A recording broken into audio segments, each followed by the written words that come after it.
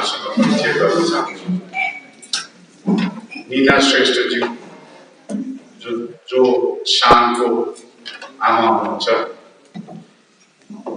तेजस्वी श्रेष्ठ जो उहाँको दिदी हुनुहुन्छ। उहाँहरू दुईजना दिल्लीमा शानको यो दुःखद अवस्थामा उहाँहरू दुईजनै दिल्लीमा हुनुहुन्थ्यो। सँगै डाक्टर राजेश जोशीजी हुनुहुन्छ, जो उहाँहरूको पेसागत रूपमा एउटा मेडिकल डाक्टर हुनुहुन्छ र उहाँ ब्रदर इन ल हुनुहुन्छ। साथै प्रचण्ड श्रेष्ठजी जुन चाहिँ नीनाजीको दाइ हुनुहुन्छ। यो आज हामी र म उज्जवल थापा, म भूतपूर्व सेउर कलेजको एक विद्यार्थी हुँ। आज यो कठिन घडीमा हामी यहाँ सब भेला भएका छौँ। जुन स्कुलमा हामीले पढ्यौँ त्यहाँ के भनेको थियो भने जस्टिस र सच्चाको लागि लड्नुपर्छ। आज दुर्भाग्यपूर्ण हामीलाई जुन स्कुलले यो शिक्षा दियो, हामी त्यही स्कुलको विरुद्ध लड्नुपर्ने अवस्था आएको छ। यहाँ उपस्थित श्रोताहरूमा शानको परिवारजन र अधिकांश सबै भूतपूर्व सेउरमा पढेका विद्यार्थीहरूको उपस्थिति छ। म यति भन्दै सबैभन्दा पहिले नीनाजीलाई आफ्नो एउटा प्रेस रिलिज पढिदिन हुन अनुरोध गर्दछु। Thank you.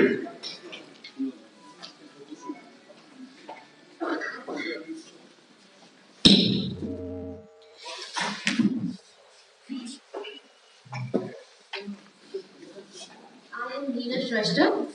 My only child, Shaan, who was studying in grade 9 in Sherwood College, Nainital, since 2011, passed away on Friday, 14 November 2014, to apparently a curable medical problem, pneumonia. On Thursday, 13 November, I received a call at about 10 to 10:30 a.m. from one of the parents whose child was studying with Shaan, mentioning that Shaan was very ill since 11th November with fever, chest pain, and blood in cough. He went to the school infirmary where he seemed to have been treated very casually. We immediately called the housemaster, Mr. Ravi Kumar, but there was no response. We subsequently sent an email asking how Shaan is doing. We then got a call at about 1:45 to 2 p.m. from the housemaster, Ravi Kumar, that Shaan is suffering from pneumonia and has been admitted to ICU in Bombay Hospital in Haldwani. The school management and the housemaster didn't even consider it necessary to inform us beforehand.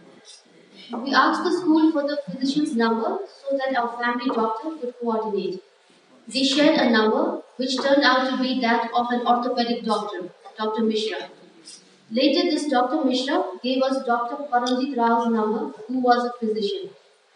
When our Dr. R.T. Joshi talked to Dr. Paramjit at around 3 p.m. NST, he mentioned that Shaan was in critical condition and in the ICU with very low BP, systolic 80, and that too with dopamine support, low oxygen saturation, 85%, with external oxygen support. X-ray finding showing right-sided pneumonia. Dr. Paramjit also informed that Shaan may need ventilator support and that the facility was available there.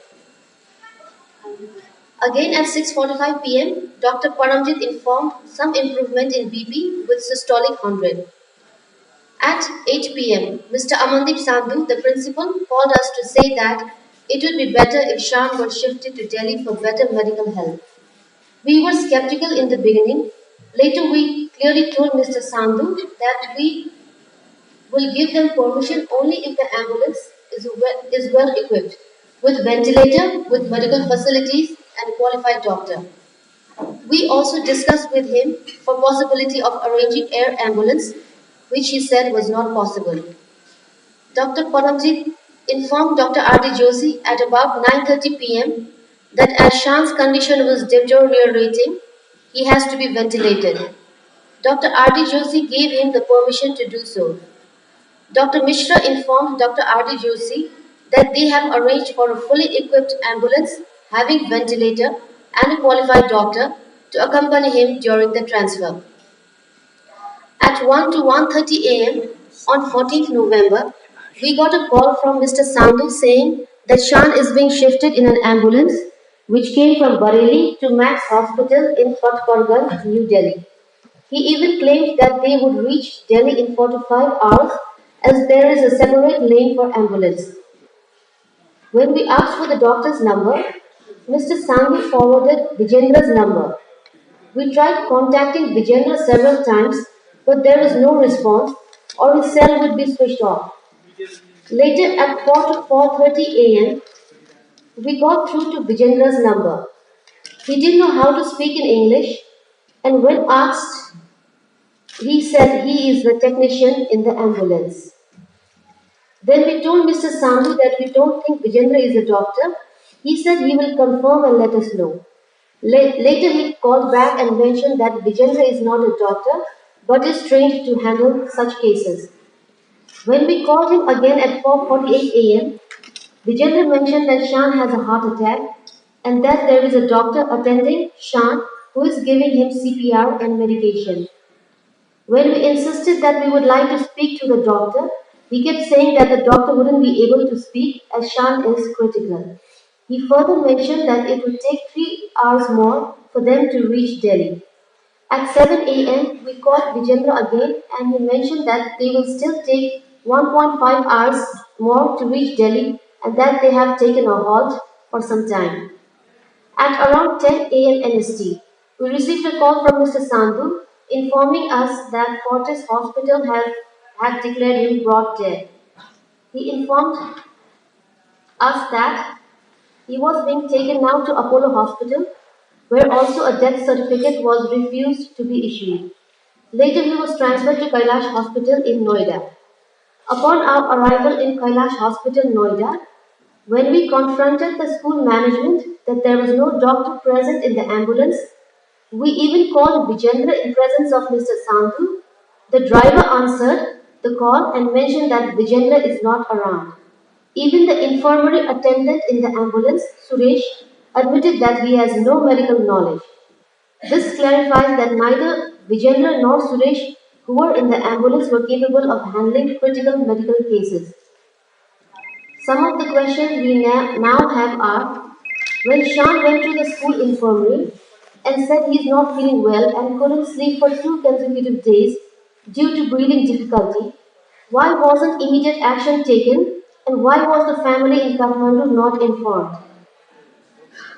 How can the housemaster, Mr. Ravi Kumar, be so careless and tell Shaan to wait for a day when he told him he is very ill by November 12th and had complained having chest pain and coughing out blood? Didn't number three, didn't the school think it was necessary to inform the parents immediately? Even after Shaan was critically ill, did Mr. Sandhu think it necessary to keep the family updated initially with Shaan's health? Number 4. Why did it take 7 hours for the ambulance to reach Noida when the journey should have been completed in 4 to 5 hours? Number 5. Why wasn't there any doctor or medical qualified person present in the ambulance? Didn't the school think it necessary for someone to be present in the ambulance who could take decisions and have a sound medical knowledge, which we repeatedly requested for before Shaan was being transported? Number 5. Why wasn't there any doctor or a medically qualified person present in the ambulance? Didn't the school think it necessary for someone to be present in the ambulance who could take decisions and had a sound medical knowledge, which we repeatedly requested for before Shaan was being transported? We landed at IGI at 4 p.m. on 14th November. We then went straight to Kailash Hospital. When we saw him in the mortuary, he was still in his school uniform. How is this possible if he was admitted in an ICU in Haldwani, where it is mandatory to put on hospital clothes? How can someone still be in his school uniform? Number 7. Sandhu told us that there was a doctor present on board who is Mr. Vijendra. Later, when we spoke to Vijendra to inquire about Shaan's health, he said he was merely a technician. When we asked Sandhu if Vijendra is a doctor, he changed his statement and he said that he is not a doctor but is trained to handle such cases. Later, when we confronted Mr. Sandhu in the hospital, he said that MBBS can also be done in Hindi and there are lots of doctors who cannot speak in English. When Vijendra confessed to us that he was only a technician, why did Sandhu keep changing his statement and defend that Vijendra is a doctor? Number 8. We did not receive any support from Mr. Sandhu when we reached Kailash Hospital. This was not expected from a principal of such a reputed school. He was not there when the post-mortem and embalmment was being conducted. When he was contacted by ex-Sherwoodians, he clearly mentioned that he is in Delhi and he can't come as he hasn't slept in the last 2 days. I seek your help in my quest for answers, genuine facts leading to my son's untimely demise and justice. I also want to ensure that such cases do not happen again in future so that no family need to suffer like we are doing now. Sherwood College, with history of 150 years, needs a better management so that all parents who have trusted the school with their child's education and well-being can stay at peace. I would also like to request through you that a thorough investigation takes place so that the guilty is punished. Lastly, thank you for all your presence, your support in this moment of grief, distress, and tragic loss of my beloved son, Shaan.